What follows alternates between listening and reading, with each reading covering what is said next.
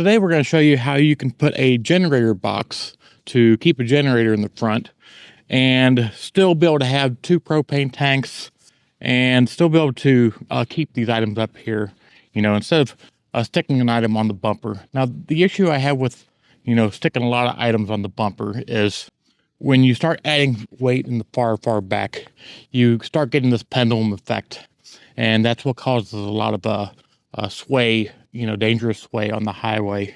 So I want to make sure that people have an option to not put a bunch of things on the bumper, because you know how it is. You put a bunch of things on the bumper, that starts causing an issue. So if you have two tanks, then your dual tank system would have your propane right here like this. Now I already had this unbolted so I can show you the options. If you had a single propane system, these are normally mounted right here, and that's what I originally had on this, and I took that off already. So what we're going to show you is you can take the dual propane or the single propane off of your tongue. You still got to be mindful of where your anti-sway bars, your sway control bars are, because they're going to be right here and here. Now I moved my batteries inside the RV. I just put a center area, it's like this wide. Anybody can do this because your wiring for your batteries is right in the center. So you can just go right through here and put a nice center spot for your battery or batteries, however many you have. Makes it a little easier to upgrade to if you wanted to upgrade to more batteries or a different size of battery later on. And because it's in the center of your RV, it kind of takes away that spot where you can't really reach in to access things. So it's good for storage reasons too. So no battery, propane's off. Now you're wondering, how am I going to stick this on there and still be able to put the propane tanks on? That's the different idea. So my different idea is this will go like this, and I'll mount it right there. So it'll have two bolts here and one on the corner here. So it'll have 3 points of solid contact for the structure. Now that you have 3 points of contact, you can now, because there's no reason why you can't go up, you can now mount this right on the top. You can mount it back here or up here, wherever you want to mount it. I think I'm going to mount it probably right there. That way it's not too far back, not too far forward, kind of in the middle, good spot. That's where I'm going to mount mine. So this way, let me get a tank so I can show you what it looks like. All right, so I got two tanks. Let's put them up here so we can see it, what it would look like in action. One there and one there. So if you stand back and look at it, that is totally fine. I thought I was going to have to move my little level, so you can see I got a level right here. I thought I was going to have to move it somewhere, but I can actually see the level still right through between them, so it's fine. Well, these are heavy. The reason why they're heavier is I got these filled up at a propane station to refill propane tanks instead of exchanging it at a propane store, like a gas station. Now, the reason why I never want anybody to exchange these at gas stations is these hold 4.5 gallons of propane, and that's with the 80% gap area. So 4.5 pounds of propane or 4.5 gallons. And when you get these at a gas station exchange, you get like 3.5. You don't get near as much. You can feel the difference. I mean, when you get this done at a regular place, you're going to know the difference. So you get an extra gallon of propane in these things, so you don't have to keep going back and forth a lot. I just like it, and it's cheaper. I've refilled both of these for under 15 bucks a piece. So under 15 bucks, I got more propane than what I was going to get at a gas station. So it's a win-win.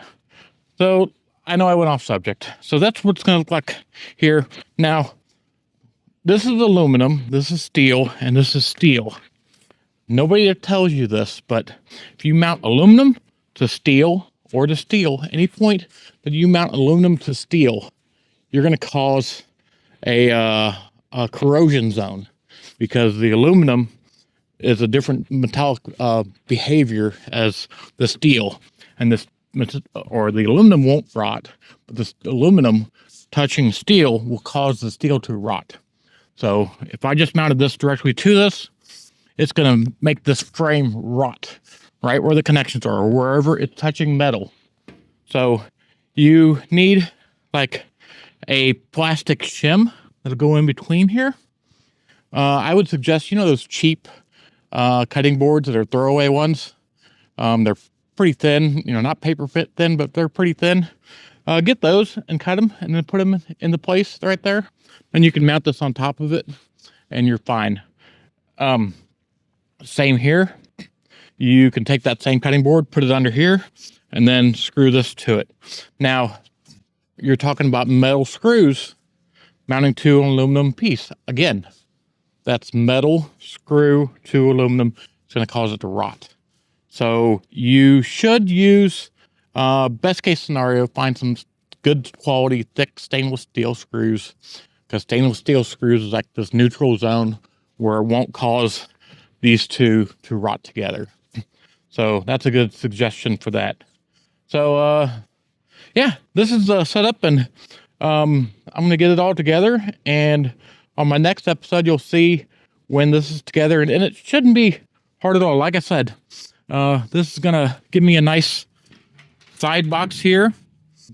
A generator will go in there real nice and easy. I still have access to my sway bar controls, sway bar here, so I got good access to everything.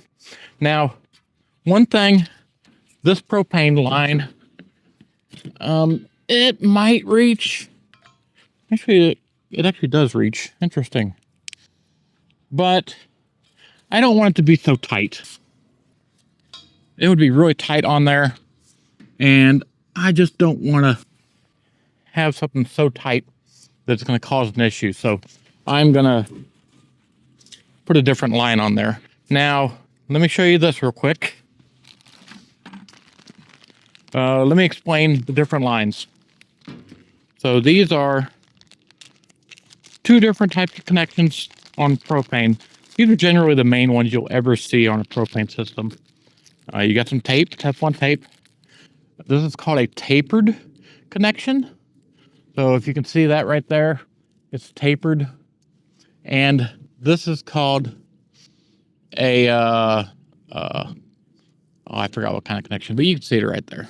That's a connection. Now, tapered part, you need Teflon tape, because this is going to gradually get tighter and tighter because it's tapered up. So you need Teflon tape to seal up any gaps so you won't get any gas leaks. This side, do not use Teflon tape on these threads, because the gap here is what's going to seal it. It's going to press against that little lip and seal it tight. If you put Teflon tape on these threads, you're actually going to cause a spot where it can be loosened, and it'll loosen up gradually and you'll get a gas leak.